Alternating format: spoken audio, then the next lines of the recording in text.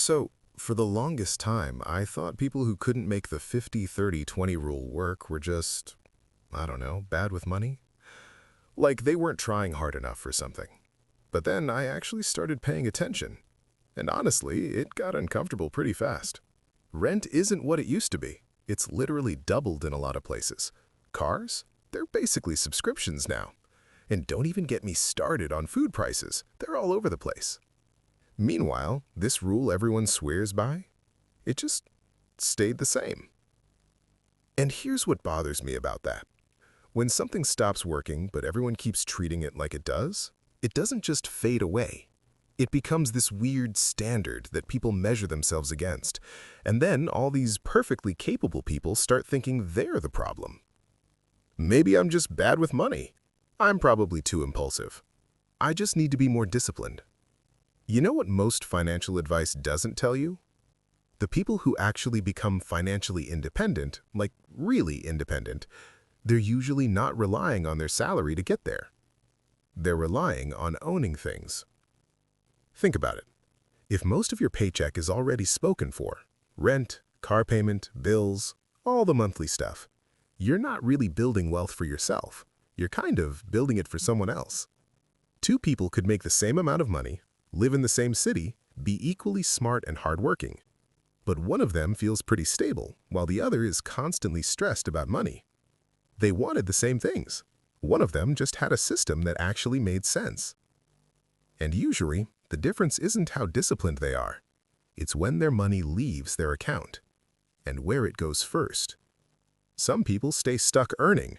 Others figure out how to actually allocate what they earn. By the time we're done here, you'll get why the same income can give one person breathing room and keep another person permanently on edge. Too clean. Money's messy and emotional. How could it be that straightforward? I wanted there to be some secret investment strategy, some clever trick, some mindset hack. But what I kept seeing was way more subtle. People making normal salaries who were just calm, and people making great money who were quietly stressed all the time. Same work ethic, same ambition, very different levels of sleep quality. That's when it clicked. This isn't about discipline, or grinding harder, or being smarter than everyone else. It's about the structure your money lives in. One question basically explains everything. Is your money feeding your future, or is it just paying for your present? The 50-30-20 rule came from a different world. Back when rent was pretty stable, when you bought a car, paid it off, and that was that. When groceries didn't feel like a moving target. When insurance didn't feel like you're paying rent twice. And subscriptions? They weren't attached to literally everything you do. Back then, keeping your needs under 50% was actually doable.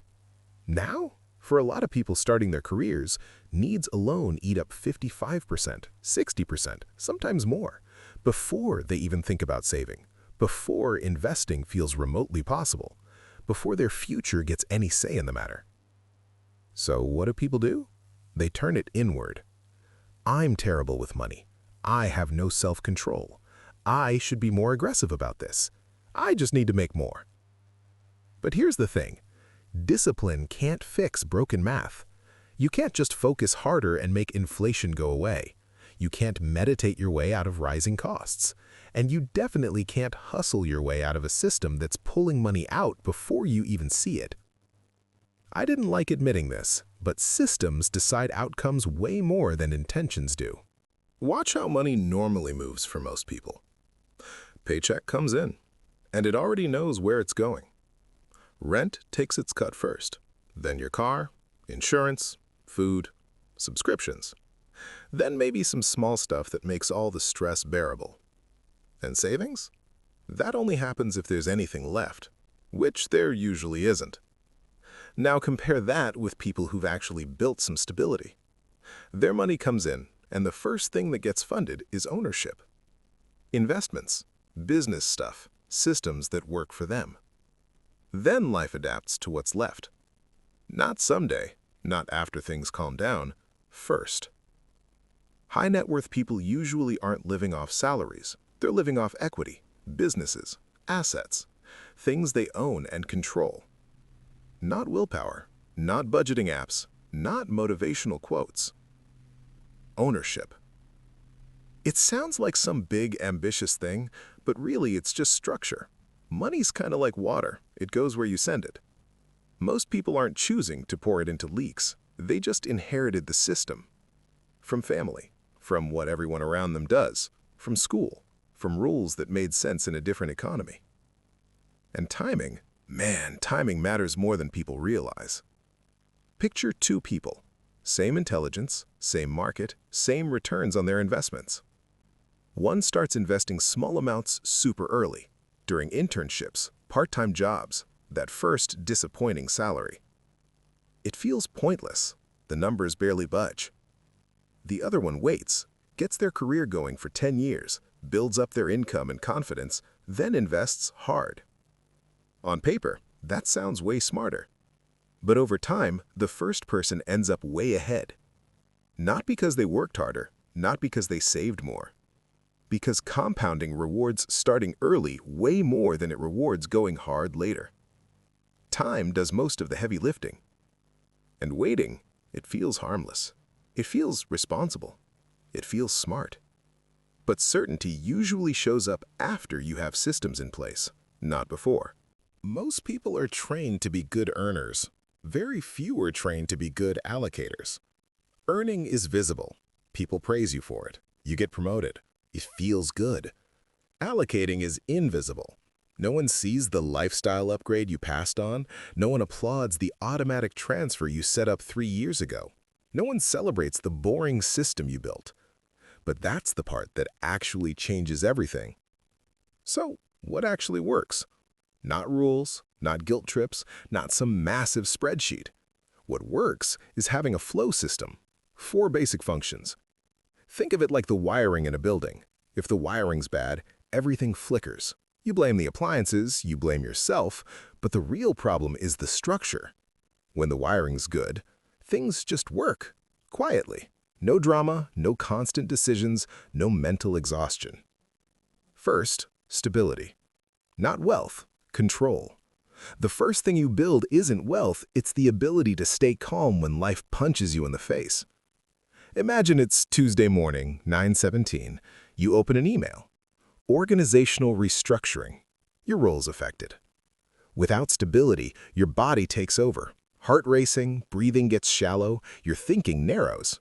You panic sell investments at the worst time, you take whatever offer comes first, you borrow at terrible rates, you trade years of freedom for immediate safety. With stability, it's different. You pause. You read it slowly. You calculate. You choose. That's what stability actually buys you. Better decisions. 3 to 6 months of core expenses. Not lifestyle, not comfort, just survival stuff. Rent, food, transport, insurance. Liquid. Boring. Not impressive. Not invested. Not optimized. Because fear breaks systems way faster than ignorance ever could. Second, growth. There are 2 engines here, market ownership and business ownership. Market ownership is slow, predictable, mathematical. You own tiny pieces of thousands of companies. It compounds quietly in the background. Business ownership is different. Skills that scale, systems that keep working without you, products that sell while you sleep, problems people pay you to solve. It's riskier, but it's asymmetric. One small win can outweigh years of saving. Early in your career, this engine matters a lot. Learning to build something small, sell something simple, solve actual problems. Not gambling, not fantasies, just controlled experiments, low downside, high upside. You don't pick one engine, you combine them. And this money moves first, before upgrades, before comfort, before lifestyle creep. Because what gets funded survives. Everything else adapts. Third, essentials. Housing, transport, insurance. These shape your life more than any investment account ever will. The most dangerous sentence in personal finance is "I can afford the monthly payment." Monthly payments sound small, but they act like gravity. They shrink your options. They raise your baseline fear. They quietly make your future obedient to your past. They turn promotions into obligations, raises into relief instead of progress. You don't get wealthy by skipping coffee. You get flexible by keeping your fixed costs flexible. That's where careers quietly get decided. The first apartment, the first car, the first lifestyle upgrade after a raise. They feel harmless. They feel deserved. They feel temporary. They usually aren't. They become anchors. They decide how much risk you're allowed to take, how loud fear feels, how free you can afford to be. Fourth, enjoyment. Planned enjoyment. Not emotional spending, not impulse stuff, just a pressure release valve. Because a system that never allows joy, it eventually breaks. Through burnout spending, status purchases, I deserve this moments that erase years of progress. Wealth that feels like punishment doesn't last. So the structure becomes simple. Stability, growth, essentials, enjoyment. Order matters more than amount. Some people escape through businesses, some through investing, some through timing, some through dumb luck. But pretending mindset alone is enough? That's how people stay stuck. Effort without structure is just expensive hope. You don't need to be a founder, or chase status, or gamble on risky ideas. Honestly, you just need to own a small piece of something productive, something that earns without eating your time, something that compounds. At some point, I stopped asking, how do I earn more? And started asking, who gets paid first? My landlord? My bank? My car company? All my subscriptions? Or future me? Money doesn't respond to beliefs. It responds to defaults. If your system depends on willpower, it'll eventually fail. Willpower disappears when you're tired, stressed, when life gets loud. But systems don't. So don't redesign your motivation, redesign your flow. Income is loud, allocation is quiet, and only one of them builds exits.